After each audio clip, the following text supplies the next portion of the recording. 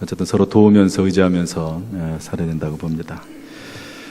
절 따라서 하시죠. 행함으로. 행함으로라고 하는 말이 5번 나오고 14절부터 보면, 그 다음에 행함이 없으면 또는 행함이 없는 믿음이라고 하는 말이 5번 나옵니다. 그러니까 오늘 본문은 행함이 없는 믿음 또는 행함으로, 행함이 있는 믿음, 그런 내용을 다루고 있다 보면 될 것 같습니다. 야고보서 요즘 새벽기도회 때 계속 하고 있는데요. 야고보서는 구원 이후의 책입니다. 따라서 합시다. 구원 이후의 책. 구원 이후에 어떤 삶을 살아야 될 것이냐에 대해서 기록한 하나님의 말씀인데요. 따라서 우리는 야고보서를 읽을 때 먼저 구원에 대한 분명한 지식과 구원의 확신 가운데서 야고보서를 읽어야 됩니다. 만약에 구원이 뭔지도 모르고 또 구원에 대한 확신도 없고 복음이 뭔지도 모르고 그런 상황에서 야고보서를 읽으면 그냥 일반적인 도덕이나 윤리책에 불과하다고 볼 수가 있습니다. 그래서 이 말씀은요, 철저히 구원의 확신을 가진 사람, 말 그대로 구원 이후의 책이니까 구원받은 사람들에게 쓰여진 책이다 하는 것을 꼭 기억할 수 있기를 바라고요. 그럼 구원받은 이후의 삶에 있어서 제일 먼저 나오는 주제가 뭐냐? 상당히 중요한 거잖아요. 구원 이후의 삶에 있어서 가장 중요한 주제가 뭐냐? 야고보서는 놀랍게도, 쇼킹하게도요, 시험의 문제를 다루고 있습니다. 예수 믿고 구원받으면 만사 형통해야지, 잘 돼야지, 복 받아야지, 모든 게 술술 다 풀려야지. 그런데 놀랍게도 구원 이후의 삶의 첫 번째 주제가 뭐냐? 시험이 있다는 거예요. 시련이 있다는 겁니다. 때때로 환난도 있다는 겁니다. 놀라운 일입니다. 시험에는 2가지가 있습니다. 하나는 하나님이 주시는 시험이 있고요. 그 시험은 사람을 단련시켜서 결국에는 복 주시기 위함입니다. 2번째 시험은 사탄 마귀가 주는 시험이 있는데요. 이것은 유혹, 템프테이션이라고 합니다. 이것은 사람을 미혹해서 망하게 하고 파멸시키려고 하고 죽이려고 하는 게 사탄 마귀가 주는 시험, 미혹입니다. 하나님이 주시는 시험은 이것은 그것을 견뎌내야만 합니다. 그것을 극복해야만 되고 버텨야만 되고 그것을 반드시 지나가야 됩니다. 그냥 시험을, 하나님이 주신 시험을 피해서 갈 수가 없어요. 피해갈 수는 있죠, 잠시. 그러나 또 옵니다. 하나님이 주시는 시험은 또 와요. 그것을 통과해야지만이 되는 거지, 그것이 사람의 언어 생활이 됐든 또는 어떤 행동이 됐든 물질이 됐든 뭐가 됐든지 간에 그것을 통과해야지만이 되는 것이지, 피해가면 또 옵니다. 그러나 사탄 마귀의 시험은 그것은 피해가야 됩니다. 도망가야 됩니다. 요셉에게 주인의 아내가 와가지고 우리 동침하자, 같이 자자, 아무도 없어, 괜찮아. 그럼 견디는 게 아니죠. 그건 견디는 게 아니고 그 여자가 오면 도망가야 되는 겁니다. 피해야 되는 거죠. 가까이 하면 안 되는 겁니다. 그래서 사탄 마귀의 시험은 도망가는 거예요. 빨리 도망가는 겁니다. 어쨌든 이렇게 그리스도인의 삶의 모습이 시험이라고 하는 주제가 첫 번째 나왔고, 2번째 주제는 말씀입니다. 1장 25절 말씀 보면 하나님의 말씀을 행해야 된다. 그러면서 뭐라고 말하냐면 그 행하는 일에 복을 받으리라. 따라서 합시다. 행하는 일에 복을 받으리라. 절 보십시오. 구원은 믿음으로 받습니다. 이 땅에서 하나님의 복은 행함으로 받습니다. 여러분, 예수 믿으면 이 땅에서 복 받는 게 아닙니다. 예수 믿으면 천국 갑니다. 예수 믿는다고 이 땅에서 모든 필요한 것이 갑자기 좋아지는 게 아닙니다.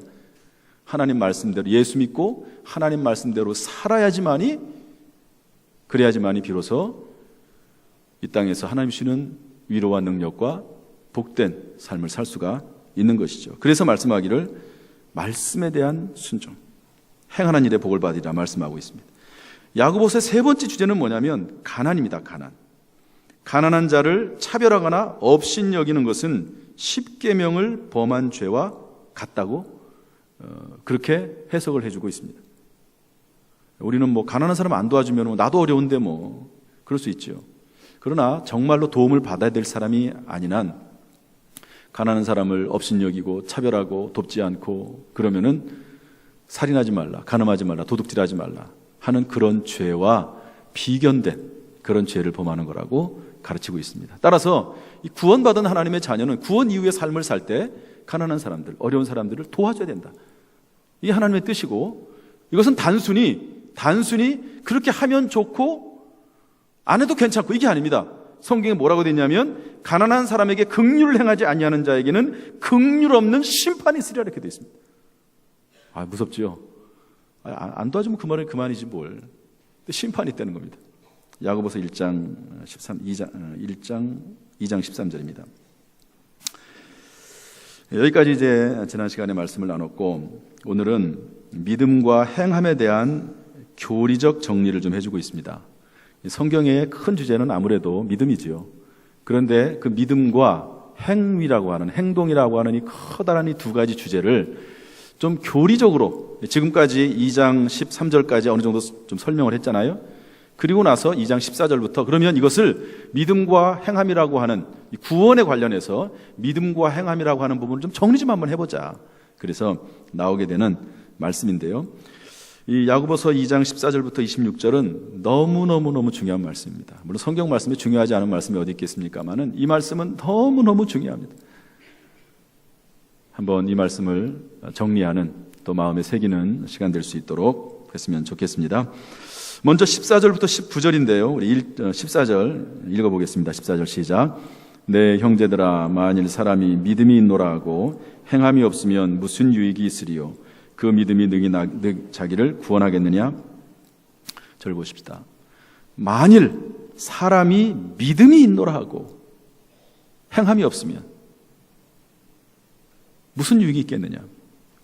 그 믿음이 너를 능히 구원하겠느냐?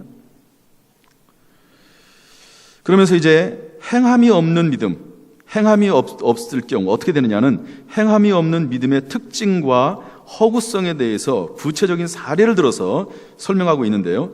첫 번째로 행함이 없는 믿음의 특징과 허구성은 아무런 유익이 없다는 겁니다. 한번 읽어볼까요? 우리 15절, 16절 읽어보겠습니다. 시작. 만일 형제나 자매가 헐벗고 일용할 양식이 없는데 너희 중에 누구든지 그에게 이르되 평안히 가라, 덥게 하라, 배부르게 하며 그 몸에 쓸 것을 주지 아니하면 무슨 유익이 있으리요? 가난한 사람이 있어요. 일용할 양식이 없는, 이것은 쌀이 없다는 겁니다. 헐벗고 옷이 없다는 거예요. 옷이 없고 쌀이 없습니다. 그런데 말하기를 야, 옷을 입어서 좀 덥게 해.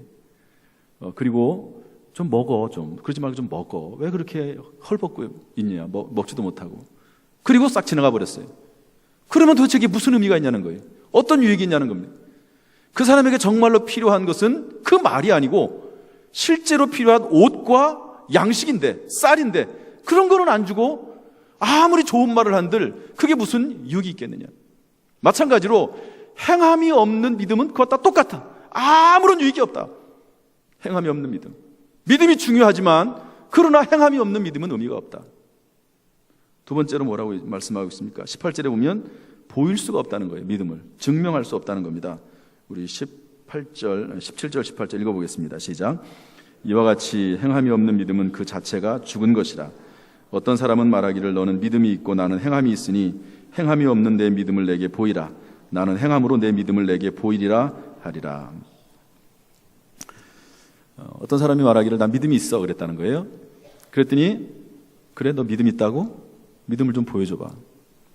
여러분 믿음 있으십니까? 여기 대답이 하나도 없어요. 여러분 믿음 있으세요? 보여보세요 한번. 믿음을 좀 보여달라고. 지금 그 얘기하는 겁니다. 너 믿음 있다고 하지 좀 보여봐. 나는 행함으로 내 믿음을 보일게. 행함이 없는 믿음은 증명할 수가 없어요. 보일 수가 없습니다. 아무리 내가 믿음이 있다고 하면서 거기에 대해서 행함이 없으면 그래도 중간이라도 가면 좋은데 악한 행함을 한다든지 그럼 어떻게 믿음이 있다고 말하게 하겠습니까? 행함이 없으면 증명할 수 없습니다. 세 번째로 더 쇼킹한 얘기가 나오는데요. 귀신의 믿음에 불과합니다. 우리 19절 말씀 읽어보겠습니다. 19절 시작. 내가 하나님은 한 분이신 줄을 믿느냐? 잘하는도다. 귀신들도 믿고 떠느니라. 귀신들도 하나님이 한 분이신 것을 믿고, 귀신들도 하나님의 전능하심을 믿고, 귀신들도 하나님의 살아계심을 믿는다는 거예요. 그런데 귀신이 무슨 의미가 있습니까? 귀신이 구원받습니까? 귀신이 복을 받습니까? 귀신은 지옥 갑니다. 무적행에 빠져서 영원의 심판받습니다. 귀신도 하나님을 알아요. 귀신도 하나님을 믿어요. 귀신도 하나님의 전지전능하심을 믿어요. 그런데 소용없습니다. 행함이 없는 믿음은 그렇다. 행함이 없는 믿음은 그래서 헛것이다. 행함이 없는 믿음은 죽은 것이다. 말씀하고 있습니다. 그럼 이제 20절로 오늘 본문으로 넘어가는데요. 이것은 이제 행함 있는 믿음에 대한 이야기를 하면서 좀 분위기가 바뀌는데 한번 같이 읽어보도록 하겠습니다. 20절 말씀 시작. 아, 허탄한 사람아, 행함이 없는 믿음이 헛것인 줄을 알고자 하느냐? 허탄한 사람, 사도 야고보는 잘못된 신앙에 머무르고 있는 사람들을 강하게 꾸짖습니다. 여기서 허탄한 사람이라고 하는 말은 속이 빈 사람, 어리석은 사람을 가리킵니다. 따라서 행함이 없는 믿음으로 구원을 받을 수 있다고 주장하는 사람은 속이 빈 사람이요 어리석은 사람이라는 겁니다. 나는 아무런 행동도 하지 않아. 믿음의 삶도 살지 않아. 그러면서 나는 믿음이 있어. 그래서 난 구원받았어. 천만의 말씀. 귀신의 믿음이라는 겁니다. 귀신들도 믿고 있는데 그런 믿음을 가지고는 구원받지 못한다. 어디 가서 나는 구원받았다고 하지 말아라. 그런 내용입니다. 우리 21절 말씀 읽겠습니다. 21절 시작. 우리 조상 아브라함이 그 아들 이삭을 제단에 바칠 때에 행함으로 의롭다 하심을 받은 것이 아니냐. 그러면서 첫 번째 행함이 있는 믿음에 대한 첫 번째 예를 들어주고 있는데요. 누구냐면 아브라함입니다. 사도 야고보는 논쟁보다는 역사적인 신뢰를 통해서 행함이 없는 믿음이 잘못되었음을 꾸짖고 대신 행함이 있는 믿음을 선포합니다. 첫 번째 신뢰가 아브라함이에요. 뭐라고 설명합니까? 그 아들 이삭을 제단에 드릴 때에 사도 야고보는 아브라함이 가졌던 믿음의 증거로 그가 하나님의 말씀에 순종해서 그 아들 이삭을 제단 위에 번제로 드리려 했던 사실을 들고 있습니다. 그가 이삭을 제단에 바친 것은 하나님에 대한 절대적인 신뢰와 믿음을 행함으로 보여준 것이죠. 여러분 잘 봅시다. 하나님이 아브라함에게 너 아들 이삭을 바쳐라. 100살 때였던 이삭을 바쳐라. 그랬는데 알았어요 하나님. 제가 하나님 믿잖아요. 그리고 나서 하나님의 지시에 순종하지 않았어요. 그러면 순종하지 않은 그 믿음을 가지고 어떻게 믿음이 있다고 말하겠으며 하나님의 복이 임하겠습니까? 아브라함이 정말 고통스러운 가운데서도 하나님이 말씀하시니까 그 말씀에 순종해서 그 아들을 데리고 모리아산으로 가서 아침 일찍 가서 그 아들을 잡아 죽이려고 합니다. 번제로 드리려고. 그때 하나님이 급하게 막습니다. 됐다. 내가 이제야 네가 나 사랑하는 줄 알겠다. 내가 너에게 복을 주고 너의 후손에게 복을 주고 너의 후손을 통해 천하 만민이 복을 받을 것이다. 이렇게 약속하시는 것을 볼 수가 있습니다. 그러므로 행함으로, 여기 보면 뭐라고 되어 있습니까? 행함으로 의롭다 하심을 받은 것이 아니냐. 따라합시다. 행함으로 의롭다 하심을 받은 것이 아니냐. 이 말이 상당히 중요한 말인데요. 정신을 좀 바짝 차리고 이야기를 들으십시오. 이 말은 보기에 아브라함이 믿음으로 의롭다 하심을 얻었다는 로마서의 말씀과 서로 상충되는 것 같은 그렇게 보이지만 결코 그렇지 않습니다. 로마서에 보면 뭐라고 되어 있습니까? 복음에는 하나님의 의가 나타나서 믿음으로 믿음에 이르게 하나니 기록된 바 오직 의인은 믿음으로 말미암아 살리라. 아브라함이 하나님을 믿음의 일을 의로 여기시고 이렇게 되어 있거든요. 그러니까 믿음으로 말미암는 의가 로마서에 나와 있는 내용이고 성경의 전반적인 흐름입니다. 그런데 여기 보면 아브라함이 행함으로 의롭다 하심을 받은 것이 아니냐, 그러니까 행함으로 의롭다 받은 것 아니냐 이렇게 말할 수 있습니다. 그런데 잘 들으십시오. 로마서의 행함과 행위와 야고보서의 행위가 다릅니다. 로마서에는 행위를 말할 때 구원의 근거로서 행위는 아무런 의미가 없다. 오직 믿음으로 구원을 받지 행위로는 구원을 받지 못한다라고 하는 말을 하는 것입니다. 성경 말씀에 다른 말씀이 있는 것처럼 에베소 2장 8절 9절 말씀처럼 너희가 그 은혜를 인하여 믿음으로 말미암아 구원 얻었나니 이것이 너희에게서 난 것이 아니요 하나님의 선물이라. 행위에서 난 것이 아니니, 따라합시다. 행위에서 난 것이 아니니 이는 누구든지 자랑하지 못하게 하는 일이에요. 여러분, 구원은 행위에서 난 것이 아니라 철저히 100% 하나님의 은혜로 믿음으로 받는 줄로 믿습니다. 그런데 야고보서는 뭐냐면, 여러분, 제가 야고보서를 뭐라고 말했습니까? 이렇게 믿음을 가지고 구원받은 사람이 믿음을 전제로 쓴 말씀이 야고보서입니다. 그래서 야고보서는 믿음을 전제로 한 사람들에게, 믿음을 가지고 있는 사람들에게 그 믿음의 증거로, 구원의 증거로 행위를 말하는 겁니다. 너 믿음으로 구원받았지? 그러면 행함이 있어야지. 믿음에 합당한 행위가 따라야지. 그것이 바로 구원받은 증거야. 구원의 근거가 아니라, 잘 들으십시오, 구원의 근거가 아니라 구원의 증거야. 증거, 행위는. 그렇게 말씀을 하고 있는 것입니다. 여러분, 우리는 행함으로 구원받지 않지만 행함을 통해서 내가 구원받았다고 하는 증거와 증명을 삼을 수 있다, 스스로 확인해 볼 수 있다 하는 그런 말씀입니다. 그러면서 이제 조금 아브라함에 대한 이야기를 확대해 나가고 있는데, 우리 22절, 24절 말씀 읽어보겠습니다. 시작. 내가 보거니와 믿음이 그의 행함과 함께 일하고 행함으로 믿음이 온전하게 되었느니라. 이에 성경에 이른바 아브라함이 하나님을 믿으니 이것을 의로 여기셨다는 말씀이 이루어졌고 그는 하나님의 벗이라 칭함을 받았나니 이로보건대 사람이 행함으로 의롭다 하심을 받고 믿음으로만은 아니니라. 여기서 말하는 행함도 구원받은 사람이 구원받은 이후의 행함을 말하는 겁니다. 구원의 근거로서 말하는 게 아니라. 이제는 이 세 절에서 무슨 말씀을 하고 있냐면 행함이 있는 믿음의 특징과 결과에 대해서 설명하고 있습니다. 먼저 22절에 보면은 행함은 믿음을 온전하게 한다는 거예요. 믿음을 온전하게 한다. 또한 두 번째로 23절에 보니까 하나님의 말씀이 성취된다는 거예요. 행함을 통해서 하나님의 말씀이 성취되는 겁니다. 세 번째로는 하나님의 벗이라고 칭함을 한다고 되어 있습니다. 행함을 통해서. 신약의 언어로 하면 하나님의 예수 그리스도의 제자로 칭함을 받는다는 거죠. 24절에 보면 의롭다 하심을 받는다고 되어 있습니다. 의롭다 하심을 받았다는 증거가 된다는 거죠.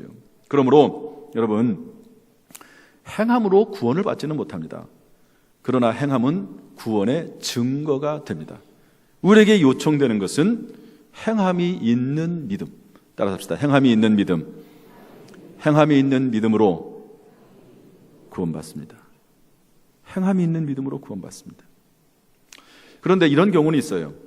여러분, 여기 십자가가 가려져 있긴 하지만 저기 보면은요, 세 개의 십자가가 있습니다. 하나는 예수님의 십자가, 양쪽에는 강도의 십자가예요. 하나는 예수님을 욕하고 죽었습니다. 끝까지. 아무튼 끝까지 하나님을 인정하지 않고 죽는 사람들이 있어요. 끝까지 회개하지 않는 사람들이 있습니다. 어쩔 수 없죠. 심판받는 거죠. 그런데 한편 강도는 예수님에게 주님의 나라 임하실 때 나를 기억해달라고. 그랬더니 예수님께서 오늘 네가 나와 함께 낙원에 있을 것이다, 이렇게 말씀합니다. 쉽게 말해서 구원받았어요. 그런데 이 사람은 구원받은 다음에 곧바로 죽었습니다. 이 사람은 행함을 드러낼 수 있는 기회가 없었어요. 행함을 드러낼 수 있는 기회가. 그러나 그럼에도 불구하고 이 사람은 구원받습니다. 단 부끄러운 구원을 받는다고 성경에 기록되어 있습니다. 고린도전서 3장 15절 말씀 보면 구원을 받되 불 가운데서 받은 것 같으니라. 부끄러운 구원, 지푸라기 구원. 예수 믿고 신자가 됐기 때문에 구원은 받아요. 그런데 이 땅에서 주님을 위해서 희생한 것도 없고 헌신한 것도 없고 순종한 것도 없고 죄만 짓다가 그 천국은 가야 구원은 받아요. 그러나 하나님의 부끄러운 구원을 받는 것이고, 그리고 시간이 조금 더 있다면 그 죄에 대한 대가를 다 치르고 죽습니다. 이 땅에서 믿는 사람들이. 그리고 그러면 나는 이 땅에서 그냥 정말 개처럼 살다가 마지막 때 죽을 때 그때 예수 믿으면 되지. 그게 마음대로 되면 얼마나 좋겠어요. 갑자기 교통사고 나가 죽을지 어떻게 하겠습니까? 의식을 잃어가지고 아무런 생각도 못한다든지, 침에 걸려가지고 침을 질질 흘리고 있다든지. 사람의 인생을, 미래를 누가 합니까? 나는 예수 믿고 맨 마지막에 죽을 때 예수 믿겠다? 천만의 말씀. 그럴 수가 없습니다. 또 이런 경우도 있습니다. 서기관과 바리새인 같은 사람입니다. 이 사람은요, 행함은 있는데 믿음이 없어요. 행함은 있는데 믿음이 없어요. 예수에 대한 믿음이 없어요. 여러분, 바리새인 서기관들이 어떻게 했습니까? 예수님을 십자가에 달려 죽이려고 했습니다. 예수님을 죽이려고 모의했습니다. 그리고 거짓말했습니다. 그리고 예수님을 십자가 못 박아 죽였습니다. 예수님 뭐라고 하죠?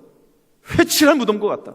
겉으로는 거룩한 것처럼, 정의로운 것처럼 살지만 속에는 썩어 문드러진 시체밖에 없다. 독사의 자식들아, 화했을진저. 무섭습니다. 예수 그리스도의 심판이. 겉으로는 그럴듯해요. 대표 기도를 하거나 또 말하는 표정이나 또 행동하는 걸 보면은요, 천사 같아요. 근데 속은 딴 생각하고 있어요. 죽일 생각하고 있고 악한 생각하고 있고.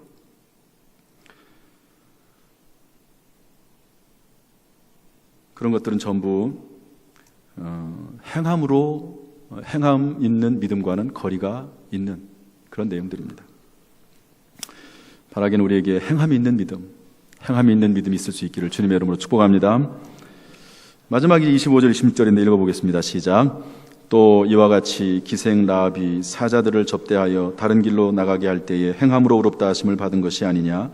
영혼 없는 몸이 죽은 것 같이 행함이 없는 믿음은 죽은 것이니라. 두 번째 역사적인 신뢰입니다. 행함이 있는 믿음에 대한 두 번째 이야기, 라합. 여러분, 라합, 이스라엘 백성들이 여리고성을 이제 정탐하러 갈 때, 그때 기생 라합이 그 정탐꾼들을 살려줬습니다. 그런데 그 여리고성에 있는 모든 사람들이 다 하나님의 살아계심을 소문을 들었습니다. 믿었습니다. 하나님의 전능하심을 믿었습니다. 그런데 그 귀신들처럼 다 믿었단 말이에요. 여리고성 사람들도. 그런데 그 사자를, 그 정탐꾼을 구해준 사람은 기생 라합 하나밖에 없습니다. 마음속에 행함이 있는 믿음을 가지고 있는 사람은 오직 한 사람밖에 없었다는 거예요. 기생 라합. 그러므로 그 기생 라합, 행함이 있는 믿음을 가지고 있는 기생 라합만이 거기서 구초를 받습니다. 행함이 없는 믿음, 다 똑같아 보이죠. 교회 나오는 사람들 다 예수 믿은 것 같고 구원받은 것 같죠. 천만의 말씀. 교회만 왔다 갔다 하는 교인들이 있습니다. 그 사람 구원 못 받습니다. 10년을 다니 20년을 다녀든 교회만 왔다 갔다 하는 사람 구원 못 받습니다.